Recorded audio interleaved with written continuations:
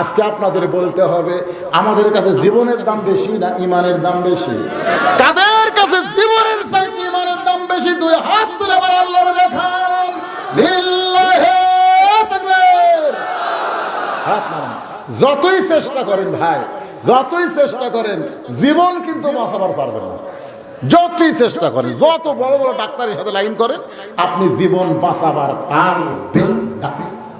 কিন্তু আপনি একটু চেষ্টা করে এই কোরআনের সঙ্গে সম্পর্ক করেন, ওয়াকুনু মা'আস সাদিকিন, সত্যবাদী দলের সাথে একটু সম্পর্ক রাখেন, ইনশাআল্লাহ আপনার ঈমানকে আল্লাহ বাঁচাই দিবে। জোরে কোন কথা ঠিক কিনা? আজে বাজের দিকে যায়েন না বাজান, আজে বাজের দিকে যায়েন না।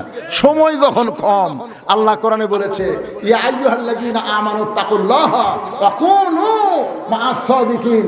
রে ঈমানদারেরা, আল্লাহর ভয় যদি কলিজার মধ্যে রাখতে চাও, তাহলে সত্যবাদীদের তোমরা সাথী হও। বর্তমানে মানুষের আইন দিয়ে যারা কথা বলে, দুনিয়ার আইন দিয়ে যারা কথা বলে, এরা মিথ্যা কথা বলে।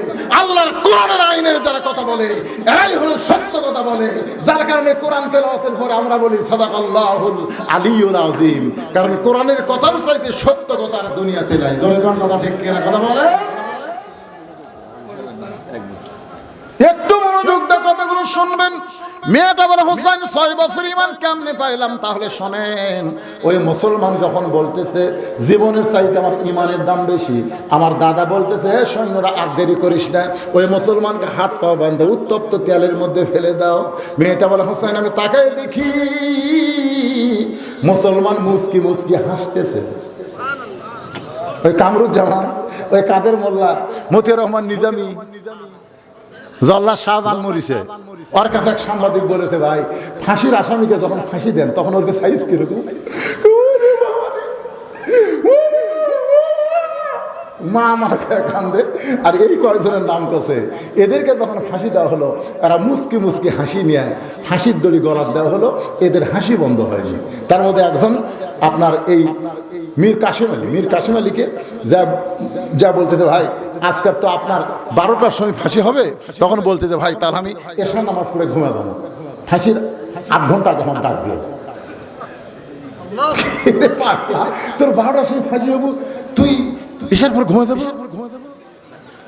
1 ঘন্টা আগে আমার ডাক দেবে, যাক বলছে 1 ঘন্টা আগে ডাক দিবে, তুই তো ডাক দিচ্ছে, ঘুমোতেছে, ঘুম পাড়তিছে রে, ফাঁসি হবে 12টায়, ঘুম পাড়তিছে। ঘুমোতে ঘটার পরে বলতে, ভাই ওযু করে একটু নামাজ পড়ি। এখন কতক্ষণ বাকি? এখনো 8 ঘন্টা আছে। নামাজ পড়ে সুরে ইয়াসিন পড়ে সুরে রহমান পড়ে চলো যাই। হ্যাঁ খুব ফুটে যাচ্ছে। যাওয়াই যখন লাগবি, এ দুনিয়া থাকার জায়গা না, যাওয়াই যখন লাগবি, হ্যাঁ কি বুঝতেছেন? ফুটে যাচ্ছে। আল্লাহ পাক তাদের দেখাইছে, দুনিয়া তোদের জেলখানা, মরার পরে কবর হবে তোদের জান্নাতের বাগান। জোরে কোন ঠিক কি না? বুঝবার পারতেছেন না ভাইদা?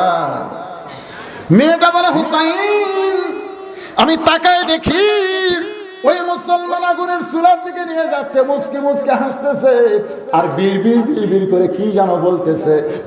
আল্লাহ রাস্তায় যাদের জীবন যাবে, আল্লাহ বলতেছেন তাদেরকে তোমরা মৃত্যু বলো না, আমি আল্লাহ বলতেছি তারা জীবিত। আবু সাইদের কবর জিয়ারত করবার যাওয়ার বাপকে জিজ্ঞাসা করলাম, আচ্ছা মুরব্বী, আপনার ছেলে আবু সাইদ যে মরে গেল, হুজুর খবরদার, আপনি একটা আলেম মানুষ, মরার কথা খান দিলেন। আবু সাইদ যাওয়ার পরে আমার বাড়ি বিল্ডিং হচ্ছে হুজুর, যাই আসতেছে তাই 1 ব্যাগ করে টাকা দিচ্ছে হুজুর। আমার 10টা আবু সাইদ টাকা থাকলে তো এই কাম হতো না। আবু সাইদ মরেনি হুজুর, ওর বাপই স্বীকার করতেছে মরেনি। সমস্ত মানুষ ওইদিকে বীরগঞ্জ ওয়াজ করবার গেলে আগে আবু সাইদের কবর জিয়ারত করে, যত বড় আলেম হোক সব যা কবর জিয়ারত করে। তাহলে কি মরে যা ভালো হচ্ছে না খারাপ হচ্ছে? কোন রাস্তাত মরিছে? বাতিলের সঙ্গে আপোষ করেন, মার মার। ওই ভিডিও আমরা নিজে সবাই দেখছি, দেখেন না আপনারা? মার। প্রথম গুলি করছে, গুলি করার পরে আবু সাইদ একটু ঝাঁকি দিছে, আবার গুলি করছে, আবার একটু ঝাঁকি দিছে, তারপরে কিন্তু রাস্তা ছাড়েনি, ছাড়ছে মার। আবার যখন গুলি করছে তখন একটু বুকের উপর হাত দিছে, এক ভাই দৌড়ে এসে যেই ধরিছে তারপরে পড়িছে। তার মানে বোঝা গেল হকের পক্ষ কেমন ভাবে দাঁড়িয়েছিল, সে কখনোই মাটিতে পড়েনি। ভাই যখন সে সাহায্য করছে তখন আল্লাহ বলতে আমার সাহায্য শেষ হলে তোর কলব যা, এতক্ষণ আল্লাহ দাঁড় করাই রাখছিল। তোমার আল্লাহ কর না কেন? কি মনে করতেছেন? এমন দৃশ্য দেখার পরেও ইমান যদি না জাগে তাহলে ইমানটা জাগবে কখন? দেখবে মেয়েটা বলে হোসাইন, ওই মুসলমান কাফিরের চূড়া পর্যন্ত যখন নিয়ে গেছে আমি তখন বললাম দাদু ভাই এই দৃশ্য আমি দেখবো না, একটা জেতা মানুষকে আপনি মারবেন, এই খেলা আমার দেখার দরকার নাই। আমার দাদা বলতেছে দেখার জন্য নিয়ে আইছি, দেখাই লাগবে। জোর করে যখন আমার হাতটা ধরে আছে এমন সময় দেখি ওই মুসলমান একটা কঠিন এবং সুন্দর এবং মধুর বাস্তব বাণী লা ইলাহা ইল্লাল্লাহু মুহাম্মাদুর রাসূলুল্লাহ। হুসাইন এত সুন্দর সুরের, এত সুন্দর মধুর বাণী কোনোদিন হিন্দু খ্রিস্টান শোনেনি। এটা শোনার পরে এক দৌড়ে ঘরের ভিতরে গিয়ে বলি লা ইলাহা ইল্লাল্লাহ মুহাম্মাদুর রাসূলুল্লাহ। আমার মা বলে তুই না দাদার সঙ্গে খেলা দেখবার গেলি, এই মুসলমানের কলমা কোথায় পাইলি? এই কলমা কইলে তোর দাদা তোকে হত্যা করবে। আমি তখন বললাম মা এই কলমাওয়ালারা কোনোদিন মরে না, আমার সোনার ময়না পাখি খাঁচা খানা কবর দিয়া জান্নাতে উইরা গেলি নাকি রে আমার সোনার ময়না পাখি। মেয়েটা বলে হোসাইন রে, একজন মুসলমানকে আমার সামনে হত্যা করার সময় ওই মুসলমানের কলমা আল্লাহর রহমতে আমার ঈমান হয়ে গেছে। হোসেন বলে রে মেয়ে, 2 নম্বর প্রশ্নের উত্তর যেমন আশা করেছিলাম তার চাইতে 100 গুণ তুমি সুন্দর দিয়েছো রে মেয়ে। আমার 3 নম্বর প্রশ্ন হলো বিবাহের পরে আমার সঙ্গে কিন্তু তোমার থাকা লাগবে। বিবাহের আগে কোনো মেয়ের সঙ্গে কোনো পুরুষের সম্পর্ক সম্পন্ন হারাম। জান্নাতি যুবকদের সর্দার হোসেন বলতেছে বিবাহের পরে আমার সঙ্গেই তোমার থাকা লাগবে। তাই যুবকেরা তোমাদের বলি ভালোবাসা যদি করতে চাও বিয়ার পরে বউয়ের সঙ্গে করো, বিবাহের আগে কোনো ভালোবাসা করা যাবে না, কোন হারাম। বিবাহের আগে কোনো মেয়ের সঙ্গে কোনো ছেলের ভালোবাসা করা, আরো জোরে জোরসে বলেন, বিবাহের পরে বিবির সঙ্গে ভালোবাসা করেন ওইটার মধ্যে আরাম। হোসেন বলে রে আমার 3 নম্বর প্রশ্ন হলো বিবাহের পরে আমার সঙ্গেই তোমার থাকা লাগবে। মেয়েটাকে ফোঁপায় ফোঁপায় কাঁদতেছে। ওমর ফারুক বলে মা 2টা কঠিন প্রশ্ন করলো, তুমি উত্তর দিবার পারলা সহজ প্রশ্ন, এইটার উত্তর না দিয়ে কেন কাঁদতেছ? মেয়েটা বলে আমিরুল মুমিনিন হোসেন যে প্রশ্ন করেছে বিয়ার পরে আমার সঙ্গেই থাকা লাগবে, আমি যদি বলি থাকবো এই সহজ কথায় হোসেন বিশ্বাস করবে না, এই কথাই উত্তর হবে না। ওমর ফারুক বলে মা তাহলে কি বলবার চাও?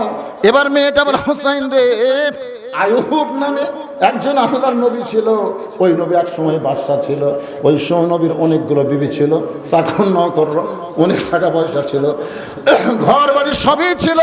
কিন্তু আইয়ুব নবী যখন অসুস্থ হয়ে গেল, দেহের মধ্যে পোকা ধরলো, এমন সময় লোকালয়ের মধ্যে দুর্গন্ধ ত্যাগ করার জন্য আইয়ুব নবীকে জঙ্গলের মধ্যে রাইখে আসলো। তার বিবিগুলো সব আইয়ুব নবীকে ছেড়ে চলে গেল, ভাই বন্ধু সবাই চলে গেল, রাজত্ব চলে গেল, ঘর বাড়ি তার কাছ থেকে কেড়ে নেওয়া হলো। জঙ্গলের মধ্যে আইয়ুব নবী পোকা যখন তার দেহ খায়, দুর্গন্ধে কেউ আইয়ুব নবীর কাছে যায় না। এমন সময় একজন বিবি আইয়ুব নবীর সঙ্গ ত্যাগ করে নাই, ওই বিবির নাম হলো রহিমা। রহিমার মতো আমি বিবাহের পরে আপনার সঙ্গেই থাকতে চাই। হোসেন বলতেছে আমিরুল মুমিনিন এই মেয়েটাকে বিয়ে করতে আমার কোনো আর আপত্তি না। ভাইজান এই গল্প দিয়ে এই কথা বলে আল্লাহর কোরআন ঈমান এবং সুন্দর আমলের সব বিষয় আমি আলোচনা করেছি, পরে আপনারা মিলাই নেবেন। বাকি জীবন আল্লাহ যেন বক্তা শ্রোতা সবাইকে ঈমানের উপরে আমল করার তৌফিক দান করে। সকলে বলি আল্লাহুম্মা আমিন।